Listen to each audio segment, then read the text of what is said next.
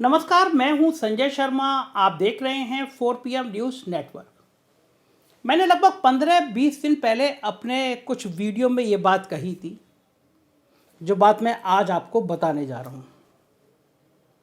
मैंने सवाल किए थे, कई बार डिबेट रखी थी कि सदन में हंगामे के पीछे खेल किसका है। कहीं ऐसा तो नहीं है साहेब की बिछी बिछाई पिच पर राहुल गांधी खेल रहे हैं।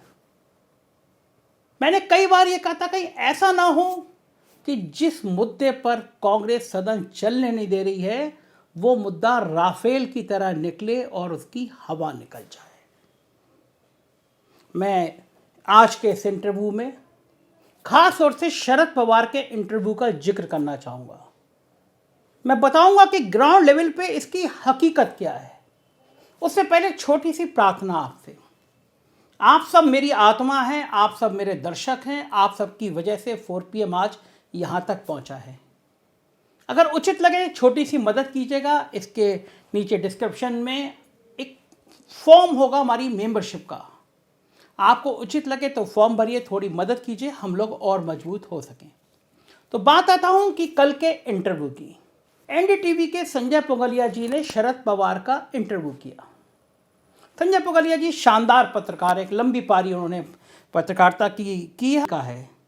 शरद पवार से बातचीत भी, मूल भाव भी इसी बात का था। लेकिन जो सवाल हुए और जो जवाब आए वो निश्चित रूप से गौर करने योग्य हैं। पहली बात तो ये मैं बिल्कुल क्लियर कर दूं कि अगर NDTV और संजय पुगलिया जी लाख कोशिश कर लेते तब भी शरद पवार से कोई प्रायोजित सवाल नहीं पूछ सकते थे, और पूछते भी तो शरद पवार जैसा नेता प्रायोजित जवाब दे नहीं सकता। 56 साल से वो किसी न किसी सदन के नेता हैं शरद पवार। कहा जाता है कि देश की राजनीति के आज के दौर में वो चाणक्य हैं जिनके चारों तरफ से देश की राजनीति घूमती है। महाराष्ट्र में सरकार बन रही थी, उनके भतीजे ने के साथ सरकार बन गई थी और शरद पवार की 64 बिछी और 24 घंटे में कहानी बदल गई। मुझे लगता है प्राइम मिनिस्टर नरेंद्र मोदी जी की इतनी किरकिरी शायद कभी नहीं हुई। ये शरद पवार की राजनीति का हिस्सा था। शरद पवार का रुतबा वो है कि एक बार गलती से ईडी ने नोटिस भेज दिया था और शरद पवार ने कहा मैं तुम्हारे मुख्यालय आता हूं, तो हड़कंप मच गया था। सब समझ गए थे कि अगर शरद पवार ईडी के मुख्यालय पर चले गए तो महाराष्ट्र में कानून व्यवस्था संभालना मुश्किल हो जाएगा। ईडी को अपने पैर वापस लेने पड़ गए। शरद पवार वो नेता हैं जिनके नाम पर विपक्ष के लगभग सभी नेता एक सुर में सहमत होते हैं, चाहे वो केसीआर हो, चाहे वो ममता बनर्जी हो, चाहे वो अखिलेश यादव हो या फिर नीतीश कुमार हो। विपक्ष की धुरी हैं। उत्तर प्रदेश के बाद सबसे ज्यादा सीटें कहीं से आती हैं तो वो महाराष्ट्र है। सारी संभावना महाराष्ट्र पर टिकी है। अगर साहेब की कुर्सी रोकनी है, साहेब की सत्ता रोकनी है, साहेब को आने से रोकना है तो महाराष्ट्र का साथ बहुत जरूरी है। महाअघाड़ी गठबंधन का साथ बहुत जरूरी है। महाराष्ट्र में शिवसेना ने कांग्रेस को एक झटका दिया वीर सावरकर के मुद्दे पर। कहा कि वीर सावरकर का अपमान हम सहन नहीं करेंगे। बिल्कुल अलग अलग बात है। एक राष्ट्रीय मुद्दा हो सकता है। कांग्रेस के लोग हमेशा कहते रहे हैं वीर सावरकर अंग्रेजों से माफ़ी मांगी उन्होंने, वो वीर नहीं थे, वो क्रांतिकारी नहीं थे। ये विवाद हमेशा कांग्रेस करती रही है, सावरकर पर आरोप लगाती रही है और ऐसा आरोप लगा के वो संघ को और बीजेपी को बैक फुट पर खड़ा करती रही है। लेकिन शिवसेना के लिए वीर सावरकर महाराष्ट्र में एक बहुत बड़ा महत्व रखते हैं। कांग्रेस ने समझा कि अब इस मुद्दे को उठाएंगे तो हमारा महाराष्ट्र में गठबंधन खतरे में पड़ जाएगा, और महाराष्ट्र का गठबंधन खतरे में पड़ा तो शायद दिल्ली सिंहासन की कुर्सी अब फिर सपने जैसी बात रह जाएगी कांग्रेस और विपक्ष के लिए। लिहाजा कांग्रेस ने अपने कदम पीछे खींचे। कांग्रेस पिछले कई महीनों से एक मुद्दे को सड़क से सदन तक लगातार उठा रही है, वो है अडानी का मुद्दा। प्रधानमंत्री नरेंद्र मोदी को घेर रही है, कह रही है जेपीसी होना चाहिए। मैंने कई वीडियो में बोला कि बात ठीक है, आप करिए, आप प्रधानमंत्री को घेरिए, लेकिन जब सदन नहीं चलने दे रहे हैं इस मुद्दे पर तो फायदा सत्ता पक्ष का हो रहा है। सत्ता पक्ष चाहता नहीं है सदन चले, मैंने अपनी पत्रकारिता के जीवन में कभी नहीं देखा कि खुद सरकार हंगामा करने लगे। सरकार की जिम्मेदारी होती है, नैतिक जिम्मेदारी होती है सदन चले, लेकिन सरकार चाहती थी ये हंगामा हो जाए, सदन ना चले। और अब तो मुझे शरद पवार का इंटरव्यू देखकर लगने लगा है कि भारतीय जनता पार्टी चाहती है कि कांग्रेस सिर्फ अडानी के मुद्दे पर ही केंद्रित रहे। ये बात मैं और दावे से क्यों कह रहा हूं, ये मैं आपको समझाता हूं। मुझे भी लगा, शुरुआती दौर में मुझे भी लगा कि कांग्रेस ने इतना जबरदस्त मुद्दा उठा दिया कि अब तो प्रधानमंत्री गांव-गांव में सवालों के घेरे में आ जाएंगे। लोग कहेंगे कि भाई ये दोनों की दोस्ती क्या है, क्या मतलब है। मैंने आपसे पहले भी कहा था, मैंने अपने मेरे रिपोर्टर गांव-गांव जाते हैं, लोगों से बात करते हैं। मैं खुद भी गया पिछले दिनों में, जिसका यूपी उसका देश, इस नारे के साथ मैंने घूमना शुरू किया। कई जिलों में किया, दर्जनों गांवों में गया। मैंने सवाल पूछा, बाकी सवाल पूछे, उनकी स्थितियों पे पूछा। फिर मैंने पूछा कि अडानी को जानते हैं? मेरे रिपोर्टर ने पूछा कि अडानी को जानते हैं, कौन है अडानी? आप यकीन मानिए, अगर 100 लोगों से पूछा तो 90-95% गांव के लोगों को पता ही नहीं था ये अडानी कौन है। संसद होती है जहाँ पे कौशल किशोर जी गए हैं, बैठते हैं। आप कुछ बढ़िया आदमी, आपको जो जानकारी है। कई दिनों से वहाँ पे संसद चल नहीं रही है कि अडानी। आप लोग जानते हैं अडानी क्या है, क्या बाला है? ये तो सर मुझे नहीं मालूम, क्या है हमें नहीं पता। मतलब वहाँ पे हल्ला मच रहा है और यहाँ पे अडानी क्या है पता ही नहीं है आपको। भाई हमें नहीं पता भाई। देखो तो ये जो ये मैंने ये सुना है कि कोई बड़ा आदमी है, पैसे वाला है। बाकी क्या है इससे मतलब, क्या है क्या नहीं, ये हमसे नहीं, इससे गाँव कोई मतलब नहीं है आपको, है ना। कौशल किशोर जी यहाँ बैठते हैं, संसद है वो। संसद बहुत दिनों से चलती नहीं है कि एक मुद्दा है अडानी का। यहाँ के लोगों में कुछ पता रहता है इस मुद्दों का, ऐसे मुद्दों का? किसी को कुछ नहीं पता? कुछ नहीं पता रहता। कोई देखना इतना ज्यादा, कहीं गलती से एक दिन कहीं थोड़ी सी बारिश हो जाती, 4 दिन लाइट नहीं आती, कहाँ से देखेंगे? तो वहाँ हल्ला चलता रहता है, यहाँ लोग अडानी को जानते ही नहीं है। यहाँ लोग जान ही नहीं पाते ये क्या हो रहा है। वो तो सोचते हैं ऐसे लोग बस चिल्ला रहे हैं। कोई बता देता कि ऐसा कुछ हो रहा तो लोग परेशान होने लगते हैं। अरे यार भैया कहाँ बता गए, वो क्या कह रहे थे? वो हमारा नाम रमा शंकर है। ये बताइए, गौतम अडानी से वाकिफ हैं आप? नहीं, हमें मालूम नहीं है कि ये क्या बला है। नहीं जानते आप? नाम क्या चाचा आपका? राजा राम। अच्छा, राजा राम जी क्या काम करते हैं? हम किसान हैं, कुछ नहीं कर रहे हैं। किसानी कर। अच्छा, ये बताइए कि गौतम अडानी को जानते हैं? हम नहीं जानते हैं, बिल्कुल नहीं जानते। अच्छा, आप जानते हैं गौतम अडानी के बारे में?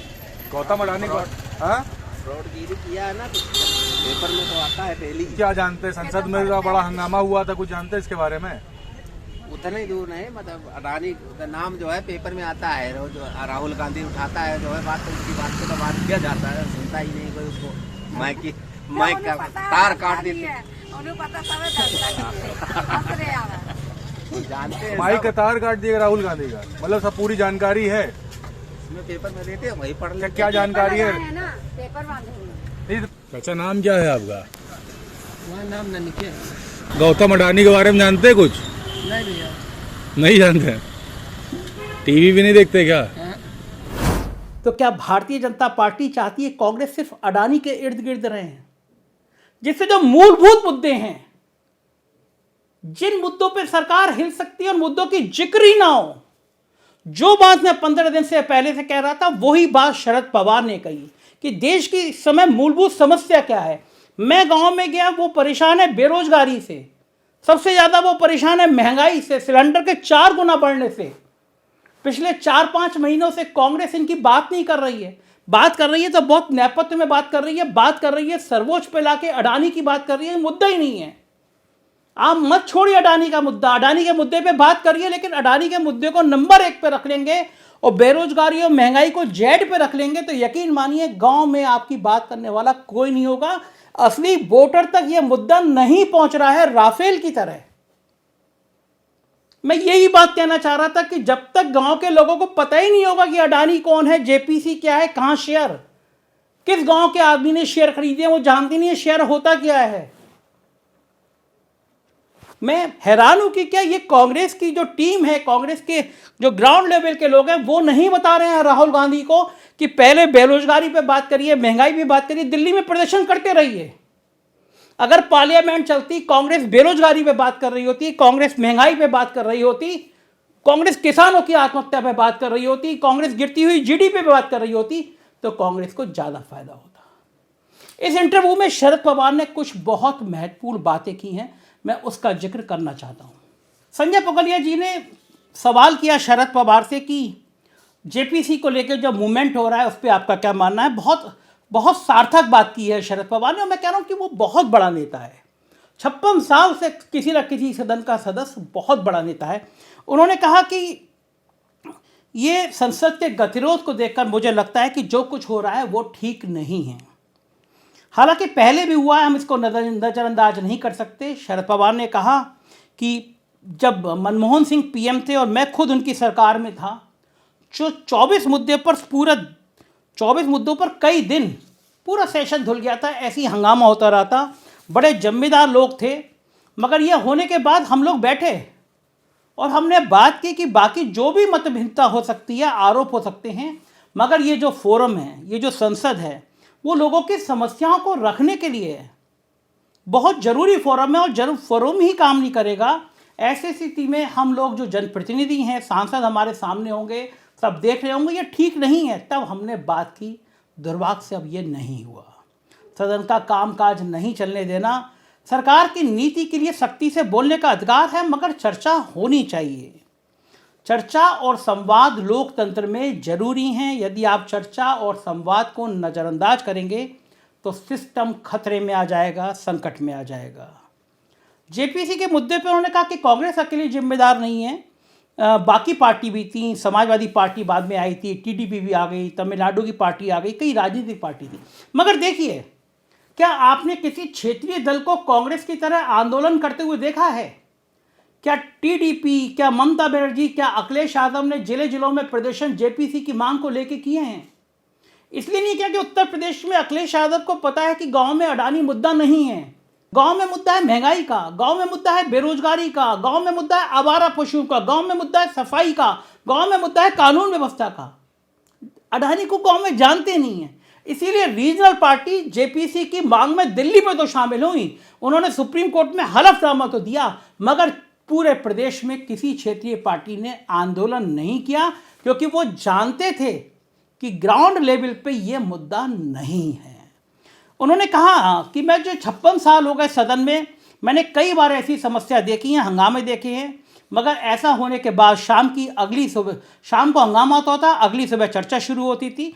और शरद पवार ने एक महत्वपूर्ण बात कहा कि संसदीय कार्य मंत्री की जिम्मेदारी है, सदन में गतिरोध आता है तो ठीक है, उस दिन हाउस नहीं चलेगा, मगर दूसरे दिन हाउस चलने के लिए शाम को बैठो, दूसरे दिन बैठो, कुछ ना कुछ रास्ता निकालने की कोशिश कीजिए।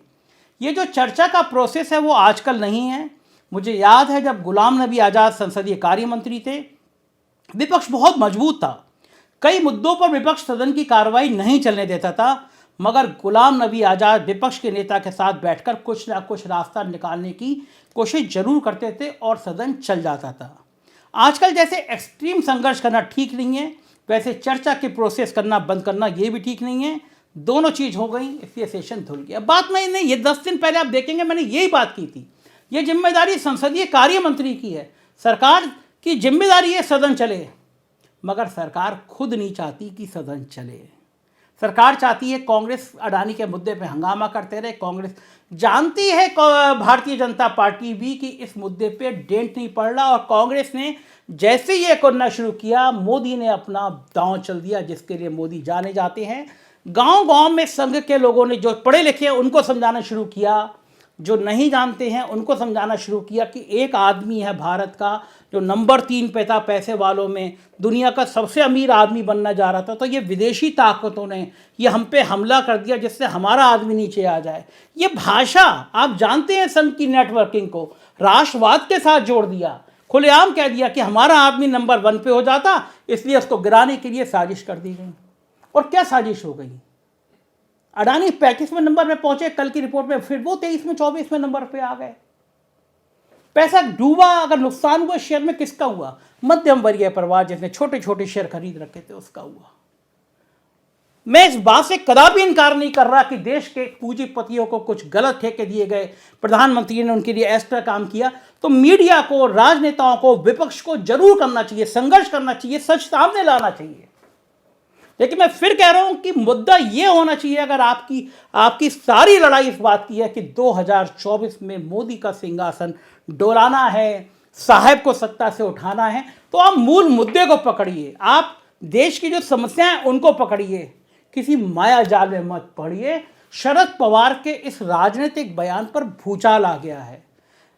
तमाम नेता अलग अलग व्याख्या दे रहे हैं। संजय राउत ने कहा है कि विपक्ष की एकता को फर्क नहीं पड़ेगा, कांग्रेस सत्ते में है। जयराम रमेश ने कहा ये उनका निजी विचार है, लेकिन एक आग लगाई है शरद पवार ने, संकेत दिया है कि यह मुद्दा इतना बड़ा नहीं है जिसके आधार पर हम चुनाव में चले जाएं। चुनाव के मुद्दे को पकड़ने चाहिए। देश में जो परेशानी है, जो हालात हैं, अग्निवीर है, किसान है, सरकारी पेंशन है, बेरोजगारी है, महंगाई है, इन पे पकड़ना चाहिए, ये फोकस करना चाहिए। जाहिर है शरद पवार की लगाई आग में अभी बहुत दिन तक गर्मी पैदा होती रहेगी। क्या क्या होता रहेगा बताता रहूँगा मैं आपको। आप देखते रहिए 4 PM। कुछ और राज्य में चैनल है, 4 PM UP, 4 PM Bihar, 4 PM Gujarat, 4 PM Karnataka, उन्हें भी सब्सक्राइब करिएगा, अपना साथ दीजिएगा। शुक्रिया, थैंक यू।